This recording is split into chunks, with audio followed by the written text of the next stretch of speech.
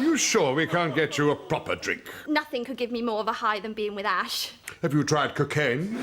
The British sitcom Vicious, currently airing its second season on PBS, was created and written by Gary Janetti, an American whose resume includes stints on Will and Grace and Family Guy.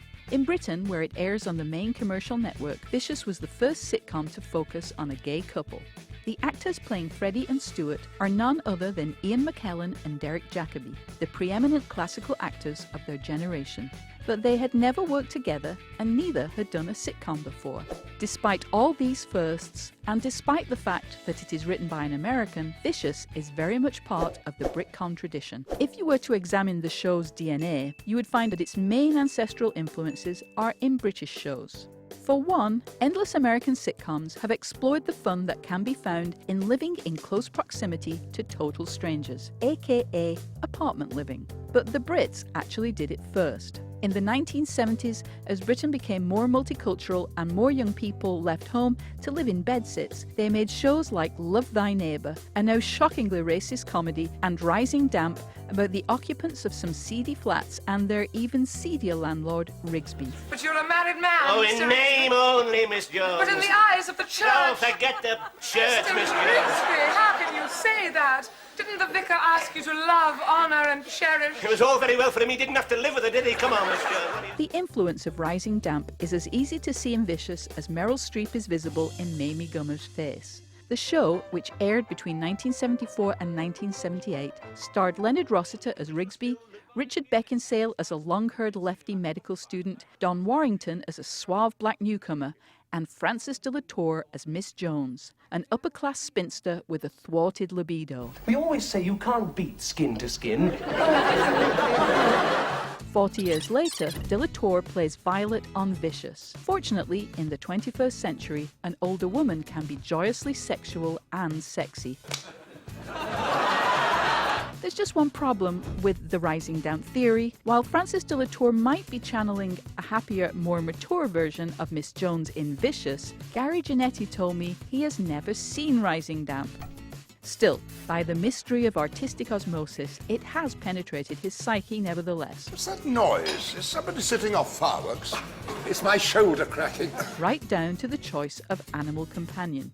You see, whereas American sitcom animals tend to be perky and cute, the Brits favour mangy animals like Rigsby's cat Vienna. Is that cat Vienna?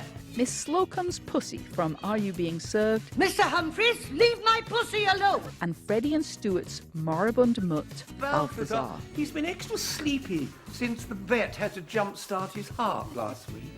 A second artistic ancestor is the British tradition of couples expressing their affection by being brutal to one another. Heaven knows there's no shortage of arguing marrieds on American television, but the Brits pioneered the genre. The most famous bickering Brits were Alf Garnett and his wife Elsie on Till Death Us Do Part. No, in April! Why don't you shut up, you silly mayor? Who later crossed the Atlantic and became Archie and Edith Bunker on All in the Family. This time it's gonna be your face, and I'm gonna be the slammer! And America has never seen a partnership as toxic as Basil and Sybil Fawlty. Well, don't worry, Basil, provided you can remember the things that matter to you. Do I detect the smell of burning martyr? Of course, it's clear that Stuart and Freddie love each other. They simply favour a camp style of bitchy verbal sparring to keep their 50-year relationship fresh. The third dominant Britfluence on Vicious is the senior sitcom. Thank you for being a friend. Yes, there's at least one famous American comedy featuring women in their golden years, and as of 2015, another sitcom starring a virtual EGOT of 70-something actors. But Brits have been laughing at old folks for generations. Britain's shorter seasons, there are just 6 episodes in the current run of Vicious, may well explain why older actors and in-demand younger ones He wants the Iron Throne. are willing to work in comedy.